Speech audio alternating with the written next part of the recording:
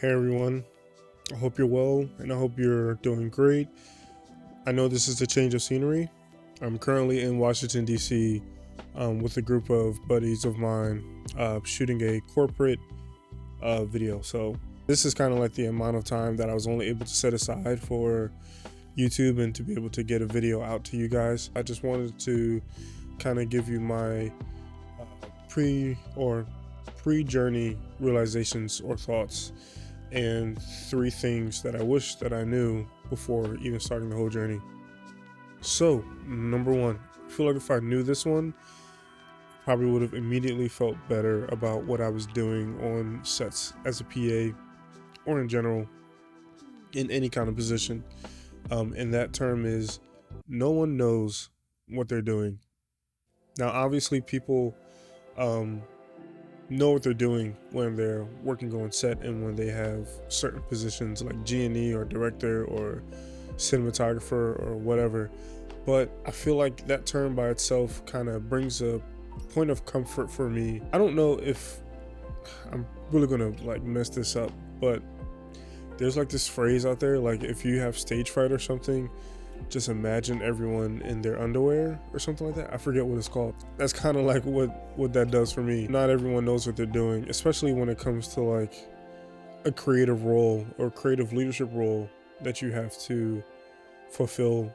There can be a lot of decisions that you have to make on the fly, and most of the time those decisions are not planned, and that kind of leads you to not knowing that you were going, like you didn't know you were going to make that decision throughout the day. But also it creates this form of collaboration.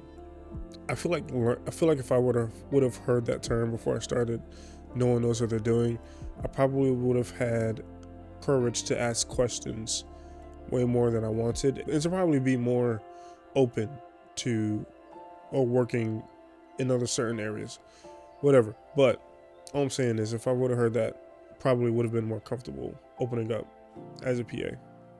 Going into my second thought is that everyone's journey is different. So if you really admire and adore someone that does the craft that you like, it can be very easy to put these people on a pedestal, and especially for someone like me. One of my biggest flaws is I tend to put people on a pedestal that I really look up to, and I hold them at this high standard that they have never been asked to be held at. And it just it can ruin relationships. It can ruin, the way that you view people once you find out that they're human. But one of the main things is that, everyone's journey is different.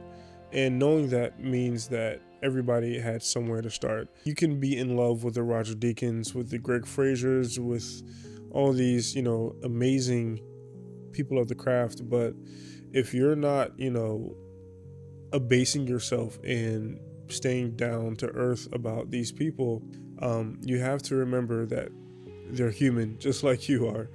I had these people that I look up to, that I wanted to have their positions, I wanted their life, I wanted this and that, and I'm just like, man, it really made me question if I wanted this or this craft because I really enjoy it, or because I want what these other people wanted.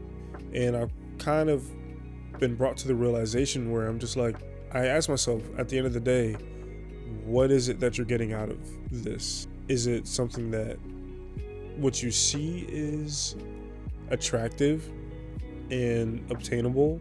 Is it a cool thing to do, or is it something where you feel like you're purposeful? You are giving it your 110% every day.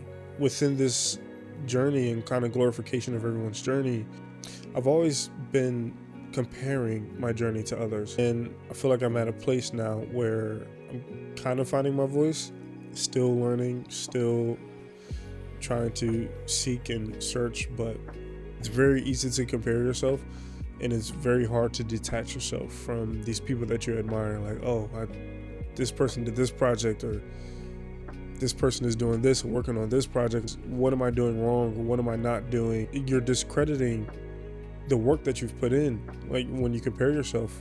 And going back to everyone's journey being different, you don't know what that person went through to get to that position. And that's one of the things that I try to remind myself about every day, because with everyone's journey being different, You have to come back down to earth and stop chasing after something that may not be meant for you.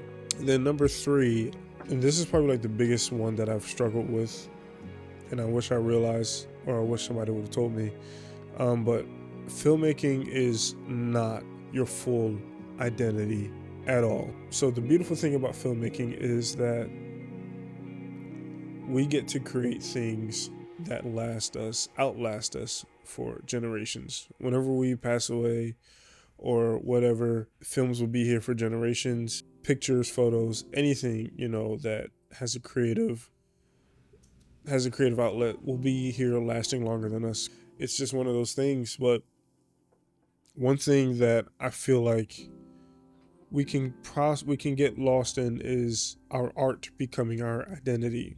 Yes, I am a filmmaker, but it's not who I am, it's what I do. I heard this quote somewhere, and they said, at the end of the day, when you're dead and gone, and your funeral is happening, and you have a tombstone placed on your grave, what do you want that tombstone to say? Do you want it to say, great cinematographer, great filmmaker, great director, or loving husband, loving father, and so on? That really put it into perspective for me. Whereas that does not mean that I can't dedicate my whole life to the craft of filmmaking, or, I'm not saying that, but what I'm saying is, what will take the most valuable asset that you have in your life, which is time? What will you allow to take up that time? Is it filmmaking, or is it your family, or those beautiful moments that you get to have every day?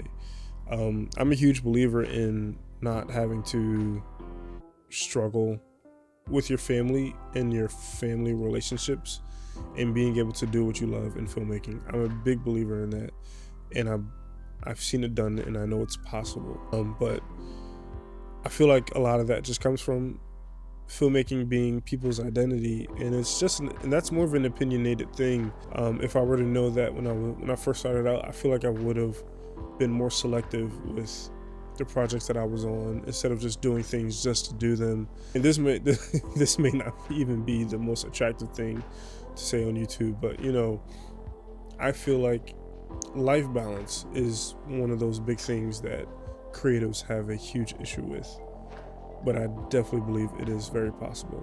Well, that's all I have for you guys tonight. I just wanted to kind of give my thoughts on what I feel like could have helped me out in the beginning process of doing things. So yeah, don't forget to like, comment, subscribe.